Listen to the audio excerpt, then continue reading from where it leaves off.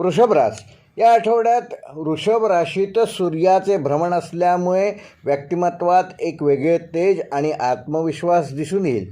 शुक्राचा प्रभाव आकर्षण शक्ती वाढवेल, तर बुधामुळे व्यवहारात चातुर्य येईल. पारंपरिक ज्योतिषानुसार राजसुख योग आणि वाणी लाभ योग यांचा प्रभाव या आठवड्यात वृषभ राशीच्या जातकांना जाणवू शकतो. त्यामुळे समाजात मानसन्मान वाढेल. आठवड्याच्या सुरुवातीला एखादी महत्त्वाची चर्चा किंवा निर्णय तुमच्या बाजूने झुकू शकतो. मात्र हट्टीपणा कमी ठेवणे आवश्यक राहील.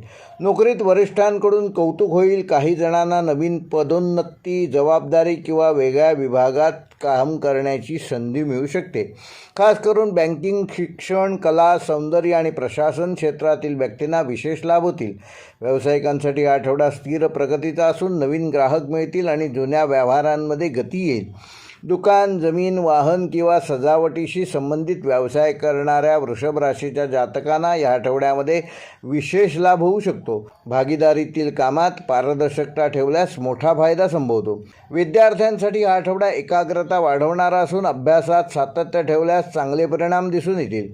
कला, संगीत, डिझाईन आणि भाषा विषयातील विद्यार्थ्यांना विशेष यश मिळू शकते. वैवाहिक जीवनामध्ये जोडीदारासोबत शांत आणि समंजस वातावरण राहील.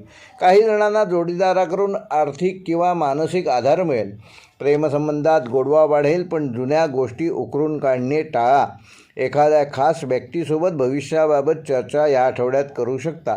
आर्थिक बाबतीत हा आठवडा लाभदायक ठरेल. थांबलेले पैसे मिळण्याची शक्यता आहे. नवीन गुंतवणुकीचे विचार पुढे येतील. मात्र लक्झरी वस्तूंवर जास्त खर्च होण्याची शक्यता आहे. आरोग्याच्या दृष्टीने वृषभ राशीच्या जातकांना घसा, मान, सर्दी किंवा थकवा ह्या आठवड्यात जाणवू शकतो. तेव्हा गोड पदार्थांचे सेवन कमी करा. सकाळी लवकर उठा आणि किमान 15 ते 20 मिनिटे योगा व प्राणायाम करा आणि पुरेशी झोप घेण्याचा प्रयत्न करा. त्यामुळे तुमच्या शरीराला नवीन ऊर्जा मिळेल आणि येणारी सर्व आव्हाने तुम्ही सहजपणे पेलवू शकाल. वृषभ राशीसाठी या आठवड्याचा शुभ अंक आहे 6 व 8. शुभ रंग आहे पांढरा आणि हिरवा. शुभ वार आहे शुक्रवार. शुभ दिनांक आहे 1 जून आणि 5 जून. व वृषभ राशीसाठी या आठवड्याचा विशेष उपाय: येत्या शुक्रवारी रात्री एका छोटा स्टीलच्या वाटीत थोडे कच्चे दूध घेऊन त्यात 2 वेलची टाका आणि ती वाटी घराच्या स्वयंपाकघरात उत्तर दिशेला ठेवा. दुसऱ्या दिवशी सकाळी ते दूध एखाद्या फुलझाडाला अर्पण करा. पारंपरिक मान्यतेनुसार हा उपाय वृषभ राशीच्या शुक्र तत्वाला संतुलित करून घरातील आर्थिक स्थैर्य, कौटुंबिक सौहार्द आणि मानसिक शांतता वाढवण्यास मदत करेल.